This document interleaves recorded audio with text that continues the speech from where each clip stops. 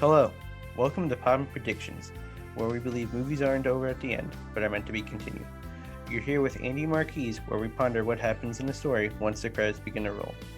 On today's episode, we will be reviewing the movie Midsommar.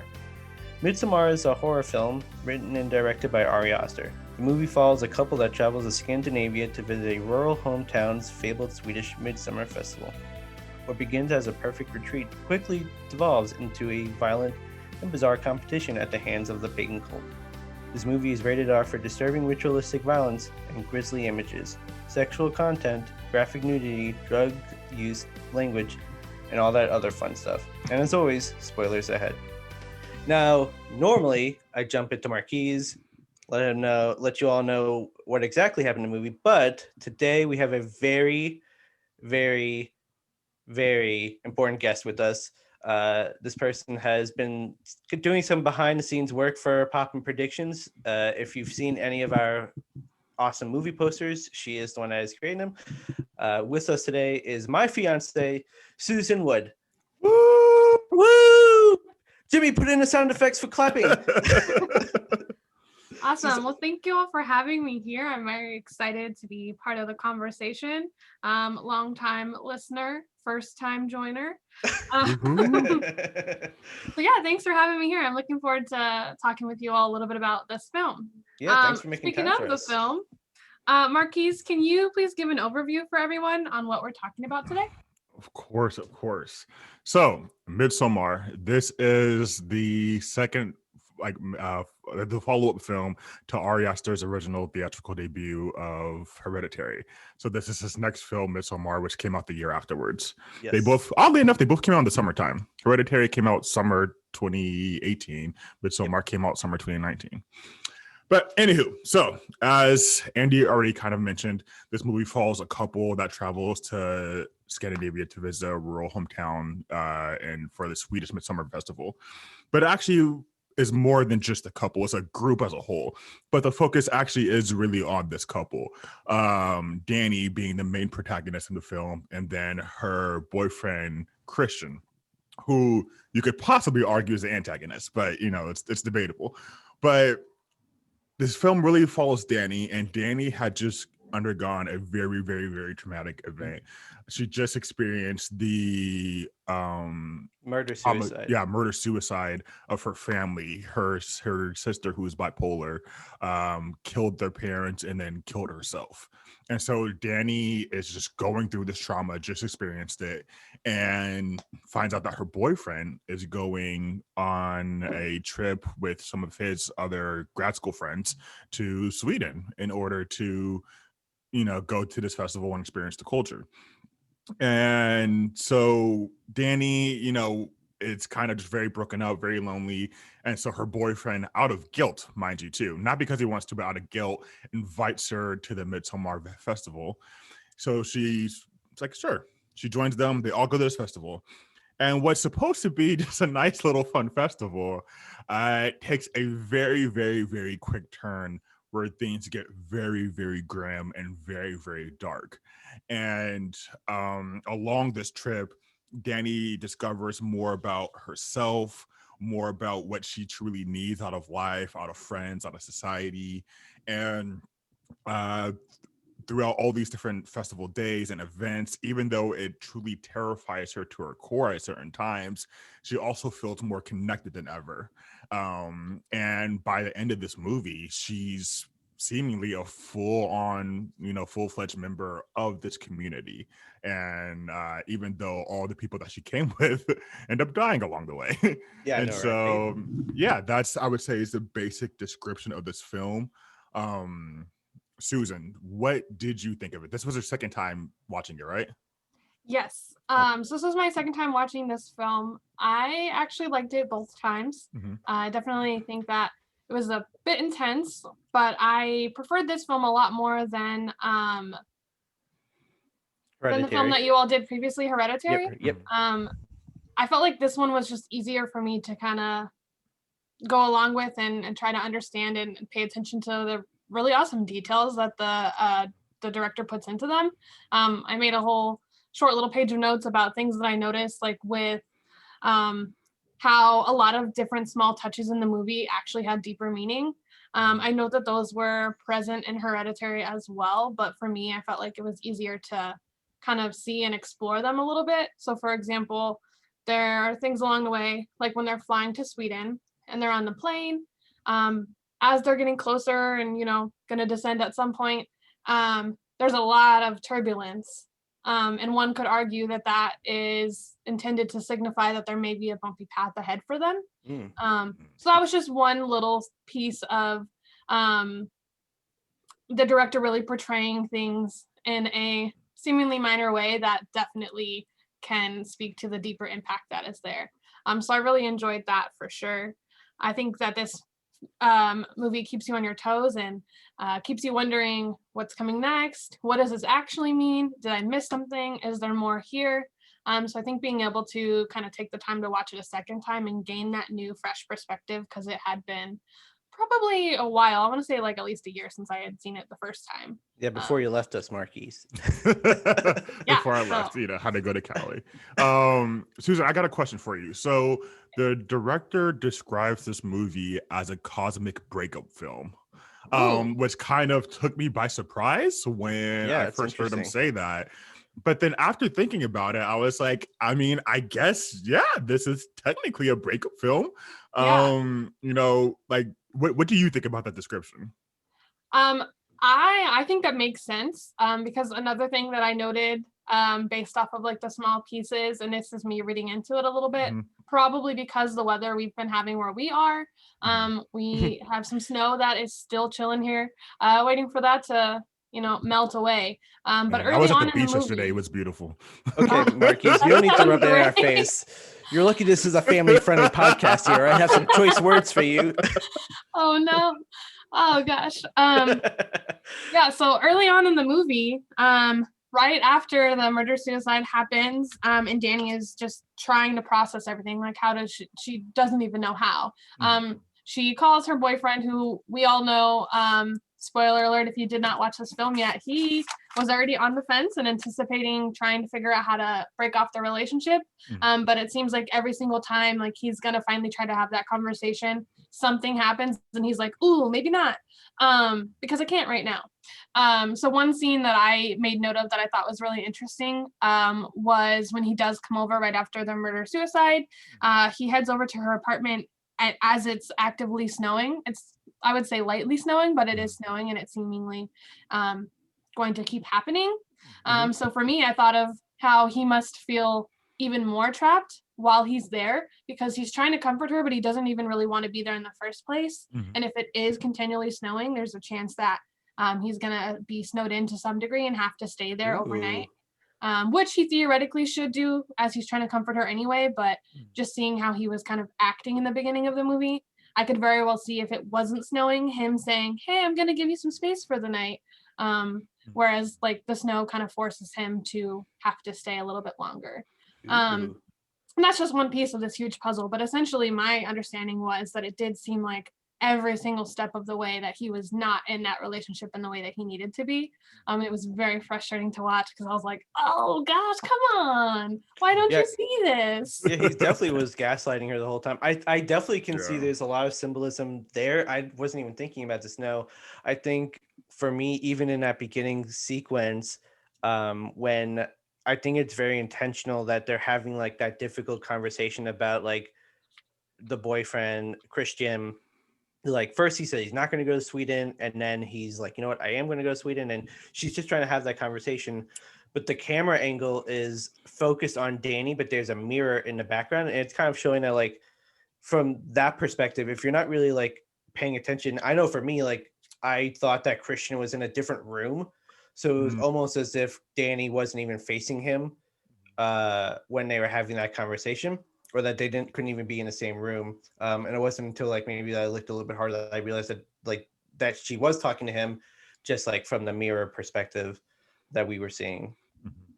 Andy, I wanted to mention, so remember how I told you during the Hereditary review that there's this Ari Aster does this thing where when the mom is crying, he shows it over multiple scenes. It's one long continuous cry, but you first start hearing it where the son is laying in bed. That's when you first start hearing her cry. Then you see it when she's on the floor, and then you keep hearing it when they're burying the body of her daughter. Same thing happens here in Midsommar. I know. I noticed that too. Yeah, I told you. Yeah, so when Christian's getting another phone call, and all his friends are like, "Are you kidding me? She's calling you again." And he picks up the phone. The crying starts off on screen. The phone. Yeah, so it's on the phone. Like both movies, you don't see the person crying. You hear it first, and then the next image is of them actually crying, and it's just like, I don't know, but something about that is so powerful. Like, that was one of the first things I noticed when I watched this movie. That one of the first things was like, man, that crying that he does off screen is so strong. Because same Susan, as you mentioned, when Christian's walking to her apartment to comfort her, it's kind of lightly snowing, but he could hear her crying as he's walking to the apartment. He could like hear her from outside the apartment, and he just looks terrified. You know. Yeah, so I remember when we were first watching this movie, I was comparing it to Hereditary, and when we saw it the first time about a year or two ago, I remember thinking I liked Hereditary more just because even though both movies were kind of supernatural and they both have like religious cult elements to it, that Hereditary was less like obscure and like less out there as compared to Midsommar. But when we watching it again, and especially when you watch Hereditary like, you know, recently, like, Hereditary is such an artistic masterpiece in my opinion. Because it's just such like, it's such a unique take for a horror film. I mean, usually most horror films are very dark and, you know, black and, you know, very dark like settings, but Midsommar is the exact opposite. Like, it's a daytime horror. Like, there's very little dark scenes. I love it. Yeah, and it's such a unique take on the genre. And there's something that Ari Aster does super well in both Hereditary and in Midsommar is there's a bunch of foreshadowing throughout the film. I don't remember if this was in the regular cut, but in the director's cut, there's like a little like fairy tale like picture at the beginning of the movie. I checked. It's in the regular version too.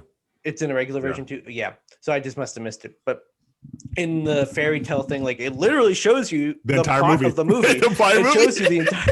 It shows you the entire movie, and like, you know, he tells you that there some more foreshadowing. Like, I think when I first saw the movie, I didn't pick up on it, but watching it again, I picked up on it. Was like when they first got to I think the town's called Harga.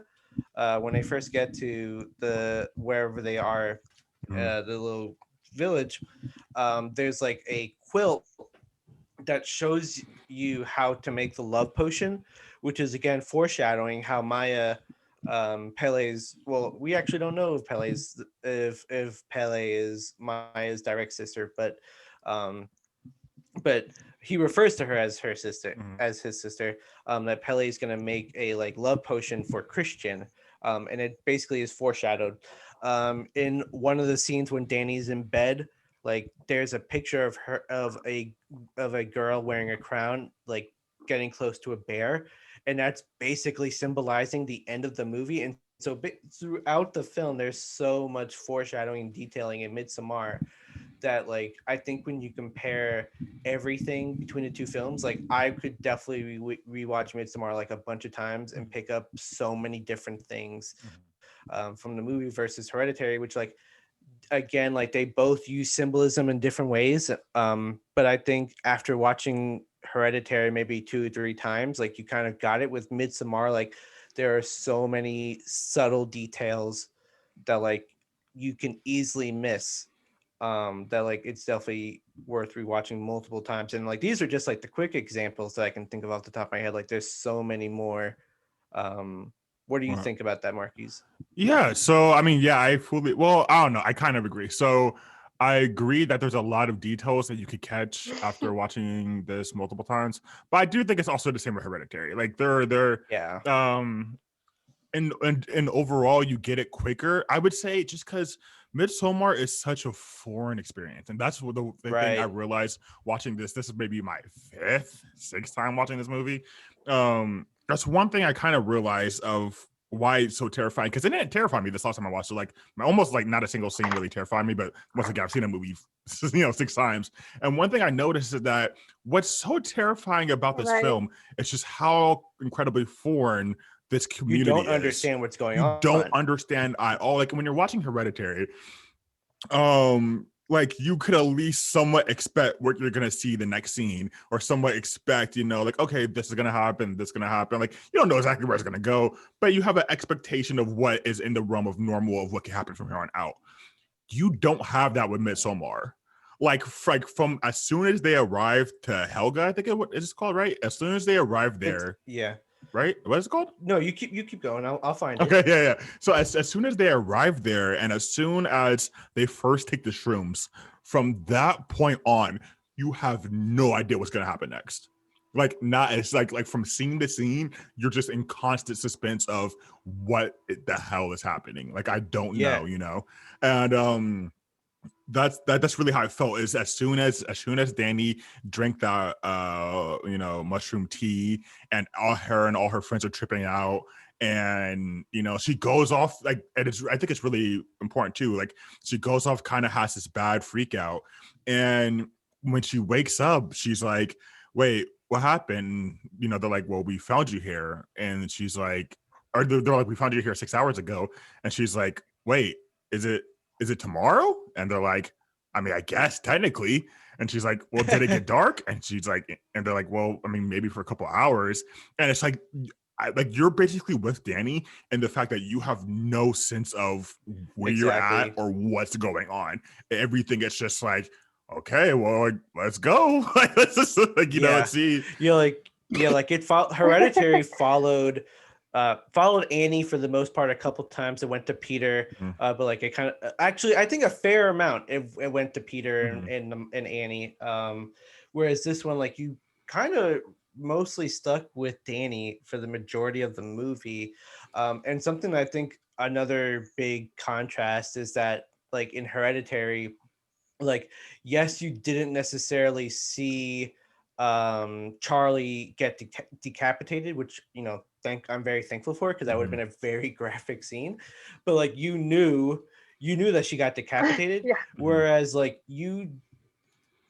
what Midsommar does is they take some of the exciting scenes and have it happen off script, but then you find out later on, like you don't see Mark get killed. You don't know how Mark dies. Like you don't see how Mark dies. Like there's this British couple, I don't remember their names off the top of my head, but like there's a British couple, like they both Connie die. and Simon. Yeah, Connie and Simon, like they both die, like, but you don't see either one of them, like you don't know what exactly happens to them, but you find out later on that they were both killed for this sacrificial ceremony that's happening at the end of the movie. So like what I think Midsommar does well is that, like, it truly puts you in Dani's shoes, Dani's perspective, and Dani has no idea what's going on because it was really her boyfriend Christian that was studying these people. So like she's more so just really just going along for the ride. And then of course, like, it's a foreign land, foreign country. Oh gosh, I meant to say foreign language. Of course, foreign land, but like so she really has no idea what's going on throughout the entire film, which is kind of why I think it might not be like a scare your pants off type of horror film. There are definitely some really gruesome scenes. I'm thinking of the suicide scene, which was also foreshadowed. That is, we'll get to it later, but I think that's one of the best scenes in the movie. Yes. Oh, yes. It's definitely one of the best scenes in the movie. I think that's when you start to realize that, like, this cult is really something different. But like because of the fact that you don't know what's going on at all, like, I think that that's what makes it scary, is that, like, with Hereditary, like, you kind of, like you said, like, you kind of have that general idea, like it's still something that we're used to seeing, kind of, in a sense. But with Midsommar, like with it being in a completely different setting, I think that's what kind of makes this kind of scary in its own separate way. Yeah, no, I agree. But if we actually can real quick, I just really want to talk about that suicide scene real quick. Because I think it's such a good scene, and it's one of the few scenes where after watching this for the sixth time, it still gets me. Like it still Yes. gets me. And to me, the first thing is that this is part of Ari Aster's brilliance when it comes to using sound, is that as they're like on their way getting ready to go to this like festival, you start hearing this kind of like whirring sound, and you're like, okay, like something's about to happen. And then just the color palette, everything is incredibly bright, like just blown out of proportion. Everything's bright. You see these people going on a cliff, and just every bone in your body is like, okay, this is not good. Like something bad is about to happen. Something bad is about to happen. And then it's just slowly like more and more and more. And there's one camera shot where you're basically with the people, all the people of Helga. You're with them on the bottom, and there's a guy with a hammer, and he looks back at the camera real quick, and then looks back at where we're all at the cliff where all the people are looking at. And so it's really weird of like, there's no one back there. This guy just looks back at the camera and kind of does like not really a smile, but like a little smirk, and looks back. And like, that's letting you like, so Ari Aster is directly letting the audience know, get ready. He's like directly letting you know, get ready. And then once again, like this whole movie is you're kind of experiencing it through the eyes of Dani. And this scene so in my opinion, encapsulates that, because once again, it's just the music gets louder and louder, it gets more and more intense, and then it's finally where one of the two couples that commit suicide, first of all, just for people who haven't seen the movie, is in this community, once you hit a certain age, you die. So the end of your life cycle is 72 years old. And so once you hit 72, you then take part of this ritual where you go and you sacrifice and you kill yourself. And then you kind of... which Pele actually like foreshadows, because there was like a scene earlier. Right, there's a scene where like Dani's like, what happens when you turn 72? And he kind of does like the cutthroat action. For a first time viewer, like you might think it's like a joke, but then you kind of learn later on it's really not that much of a... It's not very at all. Yeah, it's very serious, that this is about to happen. And so the scene where the woman, it's a man and a woman, and when the woman cuts her hand and puts the blood on these ritual tone tablets, the music gets dark, like very, like I just paid very close attention to this. The music gets very dark, takes a dark tone, and so your anxiety is just building and building the whole time. And the next time they put the camera on Dani, it's from like a top-down view. They put the camera on Dani. Yeah. Dani is breathing heavily. She's like you could see her whole body move, because like just this anxiety is building. Yeah. And all of a sudden, she's sitting there with her boyfriend Christian, and she kind of just takes this deep breath, and then she goes like, and like grabs his arm, and it's just you're with her the whole time. And as soon as the body, bam, hits the stone and kills the woman, everything is just kind of subdued. There's muffled voices. It's just like, what just happened? And everything is just blown out. And I don't know, I just think it's one of the best scenes in this movie, kind of similarly with Hereditary, where the son, after he accidentally or after he's responsible for the death of his little sister, is like that scene where he's just trying to cope with it. This is kind of similar. Like it's just one of those scenes where it's just above and beyond, you are right there with the person. Like you feel like you're right there experiencing with them. Yeah, I actually took note of this scene as well. I think this was another really great example of where even in the midst of all of this happening, there's even more of that symbolism, at least from what I saw. So the thing that I took away from that scene, most of the people that were in the audience for this ceremony, or for because that's what it was to the folks in that little group, it's a ceremony, whereas to the visitors like Dani and Christian, like this is clearly like a suicide, and like not the norm to them. They're very disturbed. Yes, but I think what's really interesting is that the folks that are, here to see this ceremony are like standing on the top of the cliff, kind of watching from behind as this all unfolds, whereas I think Dani and Christian step away in between the first and second one or something. But basically, they end up down at the bottom. So they're not at the top watching them go over the cliff and being like, okay, cool, it's done. They're at the bottom and they're watching all of this happen. And so for me, I was like, first of all, yeah, like you said, anxiety is building. That's terrifying. That's traumatizing. But also, it's just another reminder that these people are at this point still outsiders. And they're not part of this group and part of this experience, but rather they're being traumatized by it and trying to, come to terms with what's happening and understand everything around them.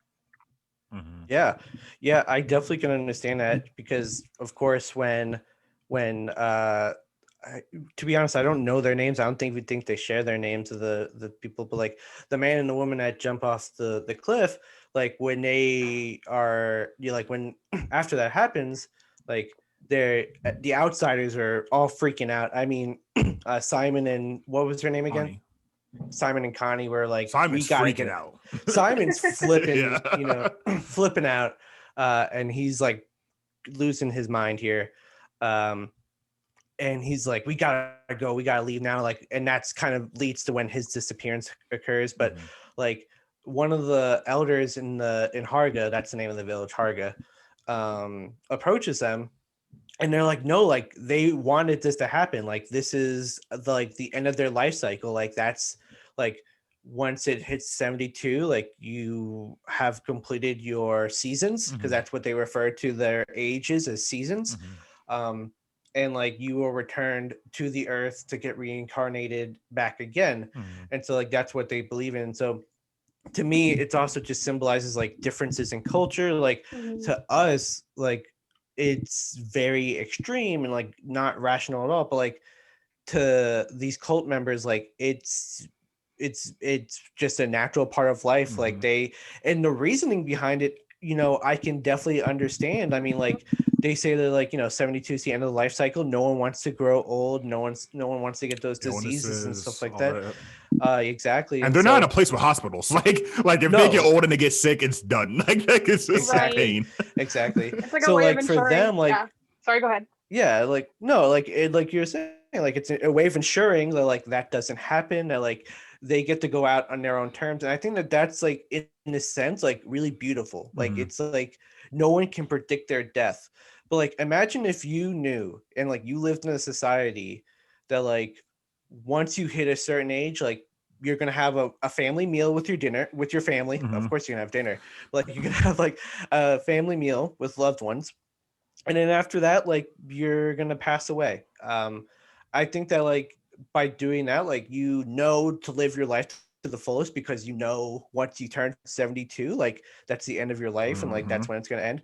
But then like you have a sense of control. Like I can imagine like one can have a sense of control, knowing that like this is the end date, like this is my time, unless something happens beforehand, which could happen. Like unless like you have that sense of control that like if you're not in that society, like you don't necessarily know when you're gonna die.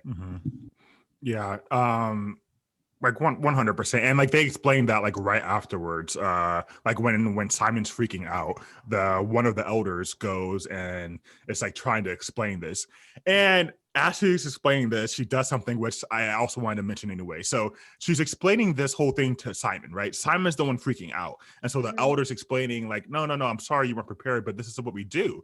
Like when we don't let people just get old and rot. Like once you finish or your end of your cycle, you die, and then you're reborn into the community or whatever. And as she's explaining this, she stops talking to Simon, turns her head, looks at Dani, and is just talking to Dani. And Dani's not even near them. Dani's like way off on the side next to Christian or whatever. But like she just stops talking to Simon, but she keeps talking, but she just stops looking at Simon and is now looking at Dani. So now this whole thing is being explained to Dani for some reason, and Dani's just kind of been taking this. And the whole thing, when I noticed it this time, I'm like, That's odd. And I noticed it do multiple times throughout the movie where it seems like the elders, are talking to the outsiders in general, but they'll be looking directly at Dani. Like they're really only talking to Dani. Like everything that they're saying, all the explanation, like they end up killing Simon. They can kind of care less what he thinks, but they do care what Dani thinks. And so they're trying slowly to kind of integrate Dani into the society, which I just thought was very, very interesting. That like from very early on, the elders are focusing on her. You just like, it's very slight. Yeah, absolutely. Very good. But I think that's really interesting, and I think that some other fun things that definitely happened throughout the film is like you never get to really like you never know why like Dani is the one that they choose. Like I think that part of the reason is that Dani like was so like kind. I think something that, again, another contrast to Hereditary and to Midsommar is like both movies like are about like struggling and about grief, and Midsommar apparently is a cosmic breakup film, which I think is pretty cool. But I think the way that Hereditary portrays grief is very like what we expect grief to look like. We expect it to look like a spiraling pit of depression and like nonstop crying, disdain towards others, whereas Hereditary never leaves that like daylight setting. So Midsommar? Midsommar never leaves that like daylight, like happy setting. Like, and for me, the way that Dani grieves, like it's almost as if like she didn't just lose her family member. Like, of course, like she constantly sees like her parents and her sister throughout the film, like in either different people, like she sees their face, or even there's a scene during like the dance scene when they're like dancing around the big like pole. There's like in the background in the foliage, you could see like the sister like in like made into like the trees and stuff. So like the family is constantly with her, but like Dani for the most part seems relatively upbeat and positive and wants to engage within the culture, which is just completely different than how they portray grief in Hereditary. Well, I think what's interesting and like what you could speculate, I disagree just a tiny bit, where you said we don't really know why they picked Dani. They haven't explicitly said why they picked Dani, but I think what one could speculate from watching the movie is that they know that Dani doesn't have a sense of community at this time.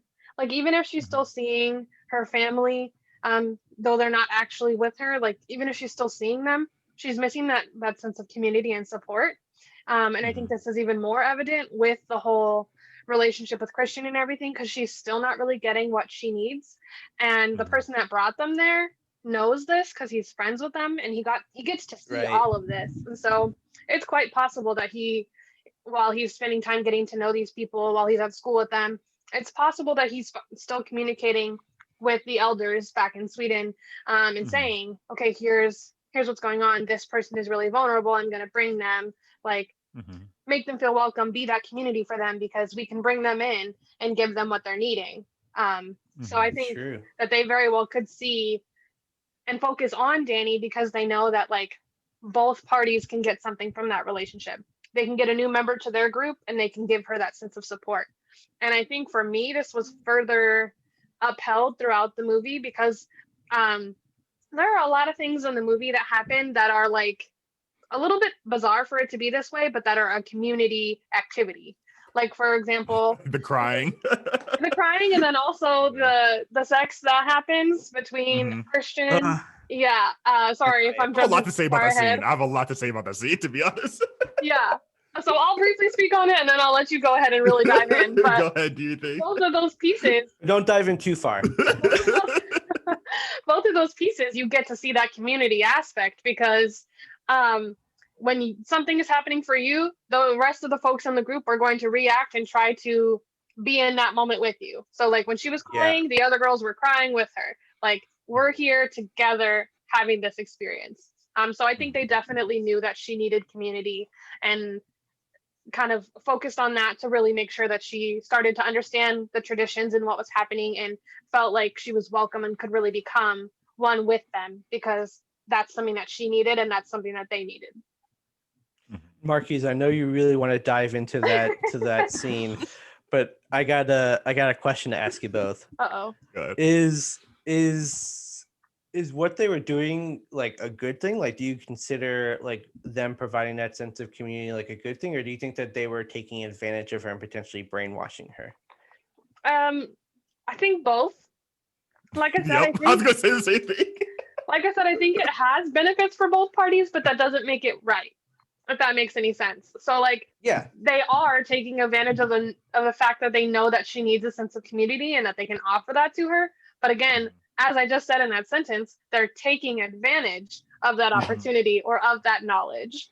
So they're definitely kind of crossing some boundaries, but there's some good intent in there. So I think that for them, they can definitely justify it because they're like, well, we're helping her, we're all helping each other. I mean, good intent for who? Like, do you think do you think it's for the good of the cult, or Yes. do you think it's the good for Dani? Or again, both, but mainly in like the long term. Like when I think of like the long term. Again, I think you could still argue both, because if she really truly feels welcomed into this group and feels like she has people that care for her and want positive things for her and like want her to feel included and loved and cared about, like in the long run, yeah, that would probably be a good thing for her, because I get this would be definitely jumping ahead, because this leads to what it could potentially look like in an alternative, whatever. But like, let's just say that like she ended up leaving with Christian and like went back to her quote unquote normal life. What could that look like for her? Like, she really could struggle when she does get home, because she doesn't have that support at home.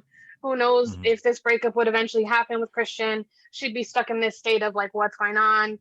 Who do I turn to? I'm alone. So I think for them, it's easy to say, we'll welcome her in, we'll have her stay with us and become part of our family, because that will be good for her in the long run. And it will be good for their cult group, because it gives them more membership and new people, which I think this will connect with what Marquise was going to talk about at some point. But like, they even mentioned in the movie that they do need outsiders in some capacity, because they try not to, do too much inbred. So they try to bring in other people, outside people, so that mating can happen and not have it be with their direct sibling. Well, yeah, 100%. Fully agree with you, Susan. I think it's both. So one thing, if you pay really close attention in the first, I would say at least first half of the movie, every time Dani is struggling, she goes off and cries alone. The only time she doesn't, in fact, is actually when her boyfriend comes over to comfort her after, the death of her family. But for the most part, she goes by herself. When she's in her boyfriend's apartment with all his friends, and Pele says something that kind of like starts to trigger her, she's like, excuse me, I need to go. Goes to the bathroom, cries alone. But then it shows that she's in the airplane bathroom, which means that at some point she was on the airplane, got sad, and then went to the bathroom to cry, not finding comfort in her boyfriend. And that happens again when they first get to Sweden and they take the shrooms. Also, a little side note, so while she's having this shroom trip and she's sitting there experiencing just the nature or whatever, and what's his name? Mark, one of the friends, is sitting there and he's like tripping. He's just saying like weird stuff. He's a comedic relief. So he's just saying stupid stuff. But at one point he says, you guys are like family to me. You guys feel like family. And then bam, her good trip turns into a bad trip. As soon as the word family is mentioned, she immediately is kicked into this bad trip, and now she's paranoid and struggling. And then what does she do? She goes off by herself again. Like, this keeps on happening. Yeah. After the suicide scene with the cult, when they're walking back, she's like, I just need some time for myself. And Christian's like, yeah, go take some time to yourself, collect yourself. So multiple times when she's in struggling and when she's in pain, she has to go off by herself because she doesn't have people to support her. That stops happening as soon as the cult really starts to embrace her. When she catches Christian having sex with one of the girls in the community, and she's just crying and crying, she's not alone.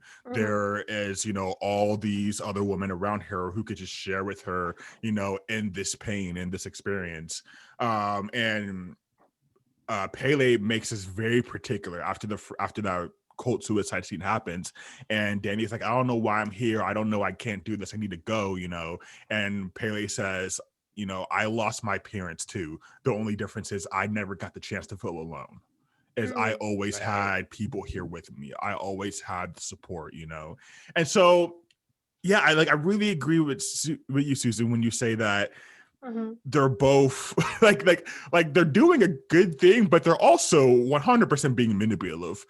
In fact, sure. They probably, they actually for sure, I would say, noticed that Christian's a bad boyfriend. Also, probably considering Pele's probably told him he doesn't care about her. He wants to break up with her. Remember her. Yeah, he didn't remember her birthday. And so he's a bad boyfriend. And so for them, they probably don't see it as anything wrong to kind of, help push the breakup a little faster. And so they purposely, have him go sleep with another girl in the community.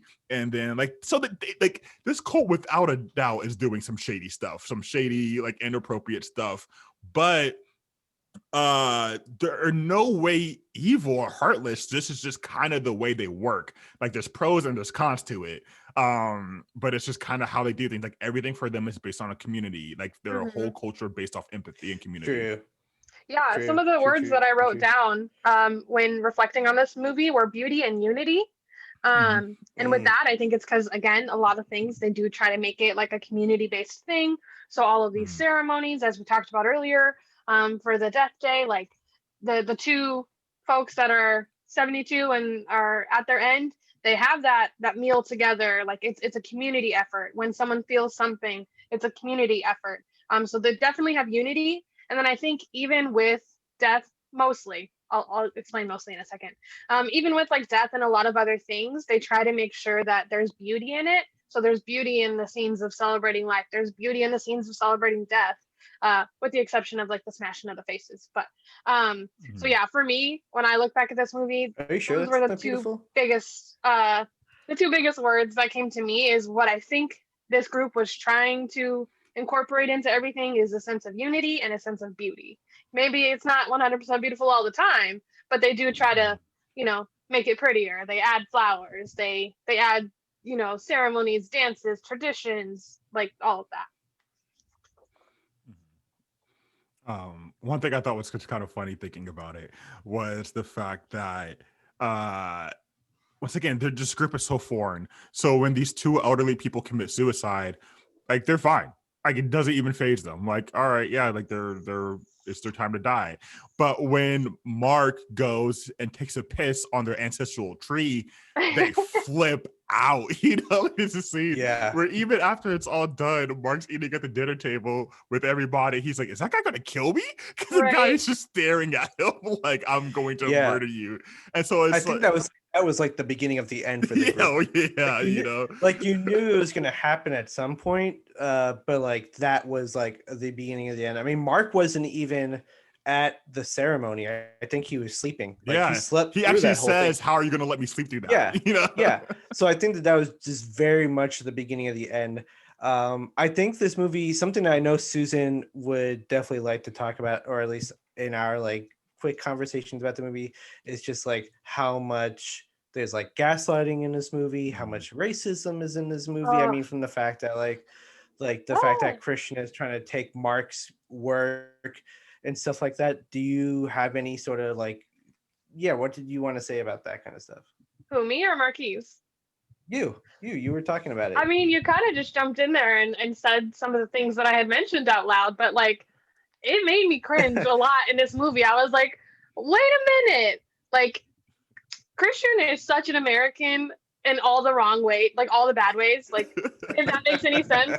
All the negative associations that people have with Americans, Christian perpetuates and feeds into. He's like, oh yeah, oh, that is a really good idea. Let me steal that. Like, come on. Be open to collaborate with you, though. No, but then he even gets shadier at the end. So basically, he's like, yeah, here's my quote unquote friend that has this really awesome idea for his thesis. I'm going to jump in and do that too. Offer to collaborate with him. But when I think that he did something wrong and like stole Throw this him really under the important book for them, bus. he's like, oh, no, like we're not even friends. We don't even really like collaborate. So like, we don't really care about this person. So like, if he's in trouble, like that's okay. Like just know that we're not associated. So I'm like, wow, not only are you basically like stealing all of his work, you're also saying that like to you he's worthless. And I think there's a lot Yeah. that goes into that, because I think as a society, like we do that, whether we want to admit it or think about it or not. Like that could be a whole nother podcast. But like as a society, like we do kind of value people when it's convenient and when they have something to offer us. And then when they don't anymore, it's a lot easier to be like, I mean, that's okay. Like, we're good. We can move on. Hashtag capitalism. Yeah. So for me, I was just like the whole time, I was like, wow, okay, are we not going to acknowledge that like this has happened many, many, many, many, many, many times in history? That like the white dude says, "Ooh, I had this really great idea," which really wasn't his in the first place. And once he says it, it's like, oh, that is a really good idea. And the rest of everything else that was actually part of that doesn't get credit or like is insignificant. I don't know. Mark is similar to that too, and like how like Mark just completely does not take their culture seriously. Like Mark just doesn't get, like, even when they say this, like the thing is, like when he originally is taking a piss on a tree, you could be like, okay, well he doesn't know. But then after they're going, and that was Josh. Oh no, that was Mark. Sorry, no. Sorry, mixed up. But then after they're sitting there and they're like, "This is our tree. Like this is a tree of our ancestors." Still, he's like, "But dude, it's just a tree." So like even once he realizes he doesn't. Like once he realizes once he realizes that it's their ancestral tree, like most people be like, "Oh my God, I'm so sorry. I didn't mean to. I'm so sorry." He doesn't. He just goes like, "But it's just a tree. Like why do you care?" Like at no point does he like actually respect the culture. In fact, the openings, like when they first get to the commune and they're walking up to listen to the elder speak, everyone's walking up, but if you notice, Mark is vaping. Like Mark brought his vape. I did he's that. like he's vaping as he's walking up. Like he just completely does not care. Yep. That he's like trying to control, everything, like from that very first scene when they like enter the commune. That's what I was trying to think of the whole time. Like he like was upset with Dani and Christian not taking shrooms at the same time as them because they're gonna have different trips. And then while they're tripping, like Mark is like, everyone needs to lay down like right now. Like that's the only way that we can all get through this trip is all lay down together. And he's just a very controlling and just blatantly disrespectful person. I mean, he does look like Sid from Toy Story, which is how this movie is connected to this Toy Story Pixar universe. Okay, I need you to stop.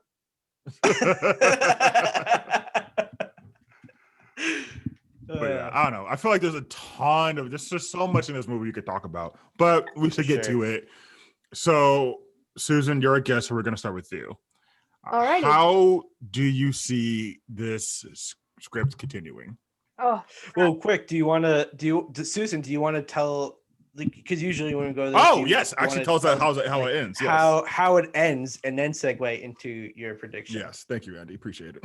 Yeah, no problem, but I got you. I'll do my best. Hopefully, I don't leave out any details because again, there's so much to this movie. Like I feel like in trying to pick up on certain things, I was missing other things. But essentially, Dani participates in this dance tradition that is something that decides who the May Queen is for the year. Or for that season, because I think it happens twice a year, at the winter solstice and at the summer solstice for them, I think. Anyway, so she participates in this like dance competition ceremony and she wins, and so they put all these beautiful flowers on her, and like everyone's looking at her now and is like, oh, you're amazing, like lead us, take the reins, like you're the May Queen, you're great. I mean, they didn't come out and say those things, but like that was what the actions were kind of showing. So she gets the special role within this other ceremony at the very end, where there's more sacrificing that happens. There's basically like this shed that's painted and has like all these really like intricate symbols and things like that. And there are a certain number of people that go in. I think it was like 5 or 7 or something. and they're part of this like sacrifice that kind of concludes the Midsummer Festival. And so there are certain people that have volunteered. I think there were 2 volunteers, and there was at least one person that like is picked through like a lottery ball type system. Correct. And then the May Queen gets to choose one additional person to, you know, be part of that ceremony and to kind of sacrifice themselves. And so, as one might imagine, since Christian is still alive at this point in the movie, and he's just portrayed her, and he's, you know, done what he needs to do for the group, you don't actually see her say Christian, but when it leads to the next scene and everyone's in there, you see that she has picked Christian. So basically, the movie kind of comes to a close with that final They ceremony. just stuff him in a bear. Yep. Stuff He's the in bitch this in like a while. bear. Yeah, so he's in this like full-size bear in this little like hut thing, and with the other people that were a part of this sacrificial ceremony, and they light up that little hut thing, and it's on fire and it burns down, and that is it. Yep. She has a really big smile on her face as that's happening. Yeah. So what do you think happens next? Well, I have a couple of theories. Okay. So bear with me here. Haha. See what I did there? We see you. So I'm picking up what you're putting down. my 2 theories that like I have kind of thought out a little bit more in depth. The first one would be that Dani, now that she's kind of becoming part of this organization, and like maybe this could be her new, you know, group, her new little family, and she'll feel important. Eventually, I think they would give her the role that is it Pele? Pele? Sorry, the double L's and all that. That they will eventually give her the role that Pele had, where they will want her to recruit. They'll probably tell her how she has some really unique experiences that would be really beneficial because she knows what it's like to be happy, to be loved, to have loss, you know, and to become part of a new community and take on new traditions and kind of be open to understanding some of those things.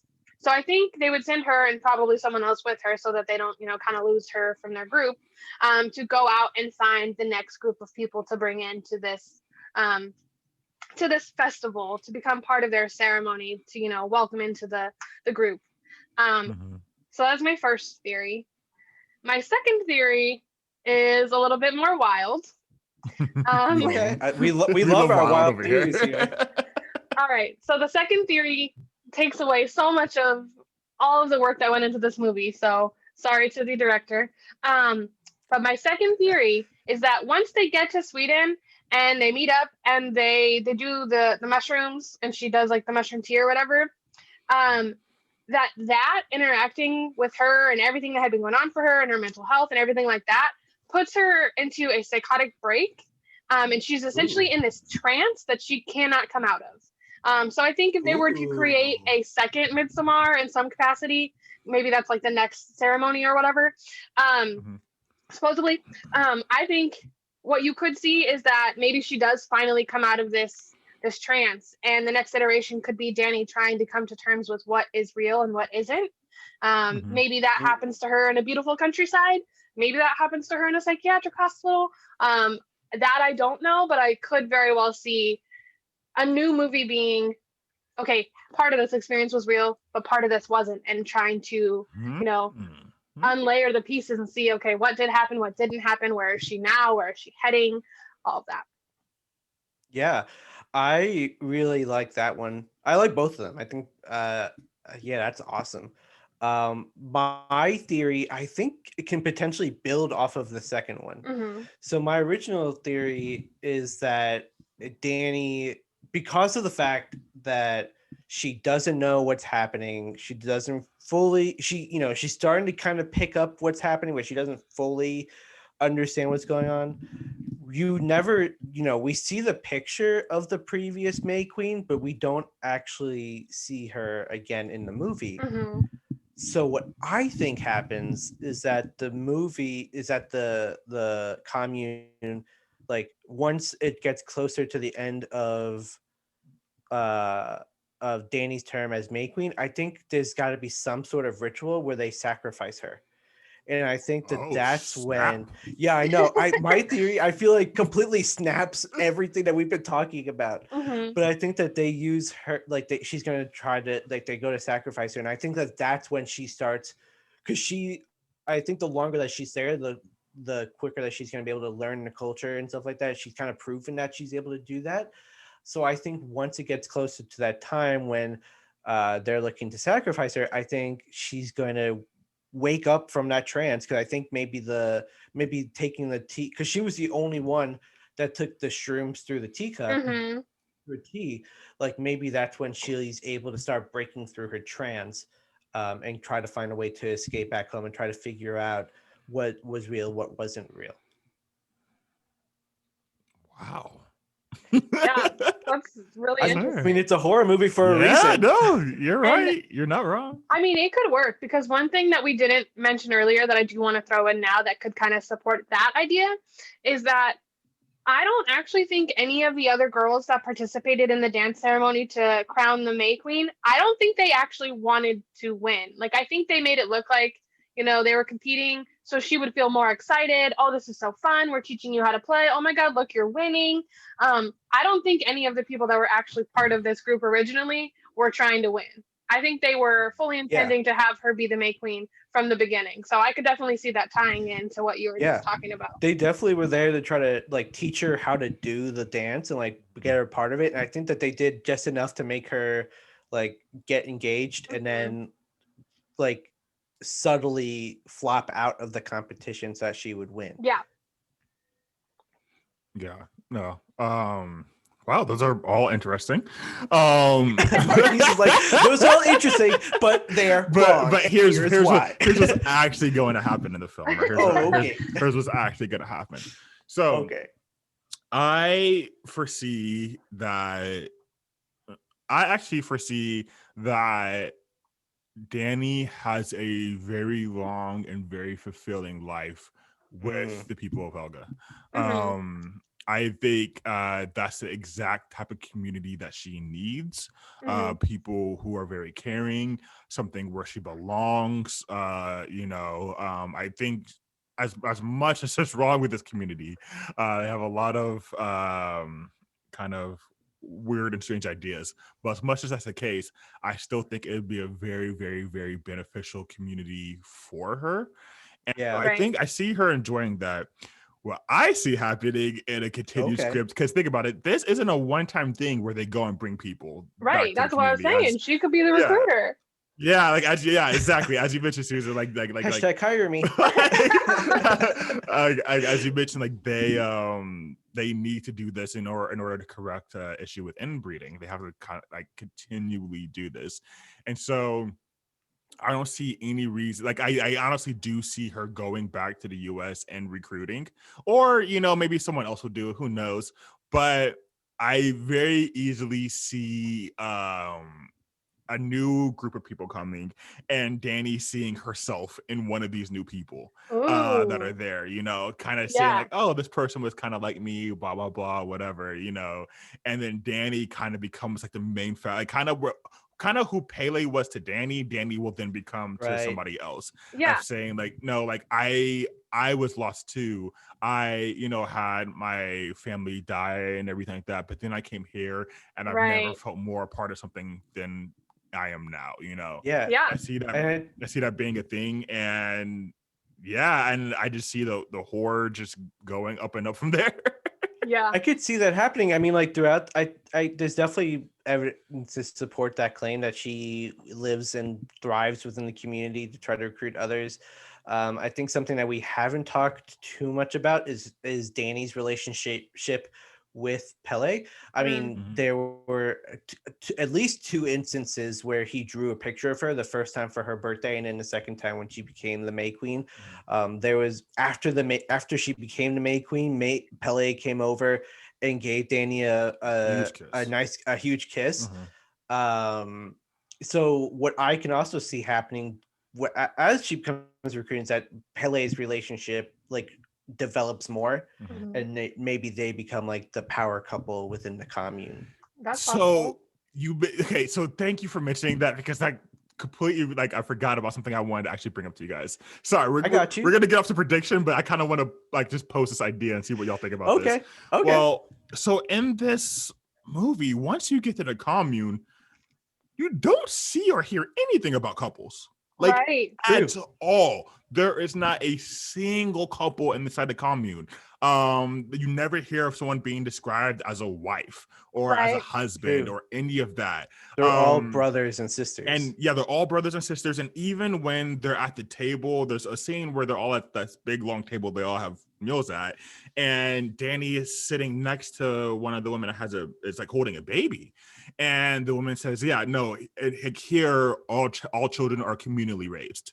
Like the community raises a child. There's no particular person that raises a child here. Mhm. And so this definitely makes me think that this is not a community that really even has couples or has like single family, marriages or whatever, where there's the mom, the dad, the, Right. two kids or whatever.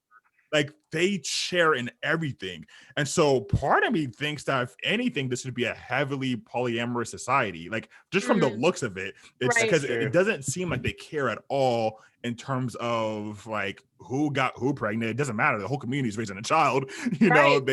There doesn't seem to be at any point like I'm only relying on my wife or my husband. Like, no, I'm going to rely on all the members of my community. Like you're all equally important to me, so like Yeah. I really don't see I mean, obviously Pele has a thing for Dani, like that's not even a question. And I for sure see in the future that like him, I mean, I could 100% see him having a child with her and probably stay very romantically attracted to her. But Right. I really just see like they really share everything as a group. And so like I think that once she's welcome to the group, that all the men are going to be open to her, like, I don't know. I just kind of see, I don't think there's couples in this community. Yeah. Like, what do you guys think? I don't know. Yeah. Again, I mean, it goes back to one of the words I wrote down, unity. I do think that that's how it would be because they try to have a community and everything. So like, it makes sense to me that like there wouldn't be, okay, this is your person. It's like, no, we're all your people. Like this is us. Like we're a group. We, support each other through everything. We enjoy our experiences together. Like if you're experiencing it, I'm experiencing it. So no, I don't think they would look at it and say, oh my gosh, she was supposed to be with this person, but she kissed that person. They would probably see it as she's sharing her love with everyone equally because this is our community. Yeah, and I'm trying to, in my head, I'm thinking like, how is Dani going to adjust to this? Like, because that seems kind of outside of, we don't know much about Dani before this encounter. Like, we don't really get too much of a backstory on her or really anybody.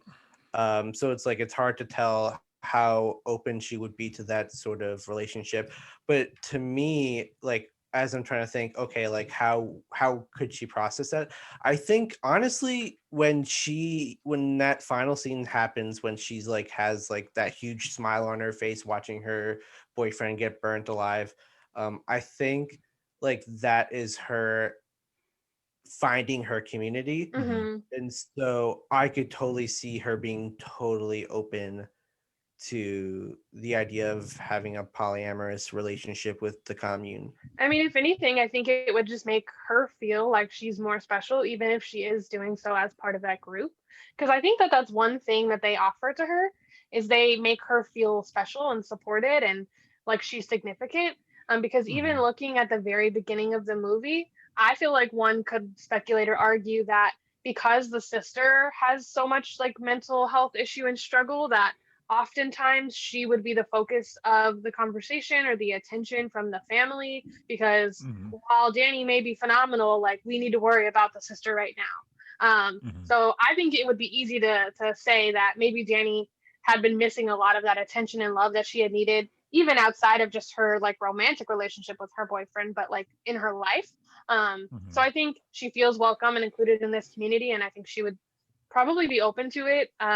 At least the way she was at the end of the movie, I would think that she would be open to it if she felt special and she felt like she had a little bit of, I wouldn't like control doesn't feel like the right word, but like as long as she felt like she understood the process, she was part of the process made her significant and special, I think she'd be open to maybe, you know, connecting with multiple of the members in various ways. I like it. All right. So I don't want to make Susan be the first person for everything. So so for me, I'm gonna explain the rating system to you again. I know you're a long time listener, first time podcaster, but so for you and for our new listeners, again, we have this rating system for how we would recommend this film with small bucket, which is kind of like, think of it as like your like 1 to 3 out of 10 range. Medium is probably 4 to 6 or so. Large is probably 7, 8, and maybe 8.5. And then your big bucket is actually, no, probably large is like 7 to 9. And your big bucket is like flashing 10 and plus, like you need to go see this movie now. And so when I think of Midsommar, I know that for me, when I was reflecting on this movie and when I was comparing it and looking at Hereditary, because this movie does have similarities with that movie, I, on its own and even compared to Hereditary, I give this movie a large bucket. Like, I think that it is so unique. It takes a very amazing take on the horror genre.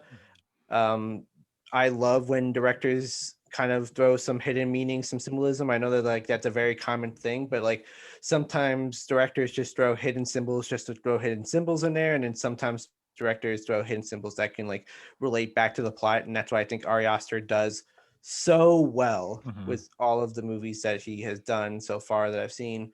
And so for me, I give Midsommar an easy large bucket. What about you, Marquise? Yeah, We'll save our guest for last. Yeah, so for me, I love this movie. I think it's so amazing. For me, I will actually give this a big bucket. This gets a big bucket for me. Jimmy, put in the guns. Yeah, no, I think this movie is amazing. I think this is one of the first movies that I personally have seen that was daytime horror. I've seen maybe a couple before, but this was one where I thought it was really cool that everything was so bright, but yet still terrifies you. Like, it didn't need to cloak things in darkness. It didn't need to like make something jump out at you. This, like, even though there's maybe a couple scenes where things might like just jump and shock you, for the most part, you see the things coming that are supposed to scare you, and they still scare you. Like, the ritual suicide scene is just once again the best example of that I felt. Is you see this coming, you feel the anxiety, yet that doesn't stop it. You still have to experience what is about to happen. Whereas with any other movie in a jump scare, like you could 100% see everything happening and then it might not get you. But yeah, so I thought this was amazing. I thought the idea of the community being one that's really based on empathy and, you know, supporting each other, and how, like, wait, are they evil? Are they not? Are they sadistic? Are they loving? Like, it's just, they're little everything. Like, it's just, it kind of takes you back with how different they are. And I don't know, I just thought everything about this movie was absolutely amazing. So yeah, for me, this gets a big bucket. But okay, drum roll please for Susan. Jimmy coming clutch with that drum roll sound effect. All right, thanks, Jimmy. No, that's really cool to hear that you would give that a big bucket. I think a lot of the things that you spoke to make sense and like were things that I enjoyed about the movie. I definitely prefer this one over Hereditary, which I know I think I said that in the beginning. I know I don't need to give a rating for Hereditary, but for me, I would say a Hereditary would probably be a medium, but closer to a large, but like a medium. But I definitely think that this movie would be ranked higher because of some of the elements, like the fact that you can kind of see everything and you know it's coming, but you're still trying to figure out pieces of the puzzle. You're still on your toes. You're like, oh, is this? Do I feel this way about this? Do I feel that way? Do I feel both? Like, what's going on here? I think that this one keeps your attention a little bit easier. And it's just like, it's so beautiful, but terrible at the same time that you're conflicted. You're like, whoa, okay, I'm here. Here we are. So for me, I think I would give this a large bucket, but it would probably be closer to a big bucket. So if you said large was 7 okay. to 9, it'd probably be like 8.5, 9 range rather than like the lower end. Whereas with Hereditary, I probably would have given it like a 6.9 or something so that it's medium but close to large. Gotcha. Awesome. Thank you so much. Before we transition to our outro, I was constantly thinking of what we can do to kind of ask our guests something fun, something interesting and stuff like that. And so the question that I have thought of that I would like to ask you as our first guest of Poppin Predictions, trying to keep it movie related. If you could live in any cinematic universe, so like you watch a movie and you aren't the main character, but like you're in that universe, which movie would it be? That's so hard. I'm stumped You a could be little like bit. an important side character if it makes it easier for you. I feel like for anybody that knows me, this is going to sound really like counterproductive, but I almost feel like in this moment, the first thing that came to my mind is a universe like Halloween Town. Okay. The reason I think that would sound counterproductive is because anyone that knows me knows that I'm like really terrified of spiders. But the reason I would pick Halloween Town is because I think kind of sort of similar to this movie, but definitely not in the same regard at all. Halloween Town just has so much going on to it that when you're watching a movie, like you're excited as you're learning new things and you're, constantly like, oh, what's happening here? Oh, that's cool. Oh, that's different. So I think I would want to be somewhere where I would get to discover new things and kind of like be engaged and also be somewhat safe. Because I think it'd be cool to pick like a Marvel universe or something. But at that point, I'd be like, am I going to die because, so and so is taking over the world, or I was caught up in like a battle between this person and this person. So I think if I had to pick, just based off of what's coming to mind right now, I probably would have picked something like Halloween Town. I am honestly shocked that you did not say Mean Girls. I'm so I don't need to go surprised. there. You go, Glenn Coco. Anyway, thank you. That's awesome. Yeah. Thank you for joining us on this episode of Poppin Predictions. Do you have any sort of like final words for our listeners at home? I have words for everybody, I guess. First off, just want to thank you both for having me on the show, on the podcast, because as I mentioned, I do listen to them, and I know I've mentioned this to Andy, but like I listen to these podcasts and I'm like, no, they didn't think about this, or what about that piece? And I'm like, God, I just want to be part of this conversation because I just feel like there's so much more here, which is great because that's what we want, right? We all want to be part of the conversation. So it's going to sound a little hypocritical because I haven't done it yet, but I will. But when they say to like respond to them on social media, that's something I want to do more because I think you both always have really good ideas, but sometimes that helps me to like either expand on your ideas or to offer other ones that maybe you haven't seen. So I think the fact that you're open to trying to have folks engage with you in that way is really, really cool. And I'm excited that I got the opportunity to do that, not just on social media, but like that I got to come and be here today and be part of the conversation and actually laugh with you all and like add my 2 cents. Oh, geez, you better be careful when you get home. You just made my head super big right here. Thank you so much. Thank you so much. So people at home, why don't you take Susan's advice and tell us what you think about Midsommar? Did you agree with our predictions?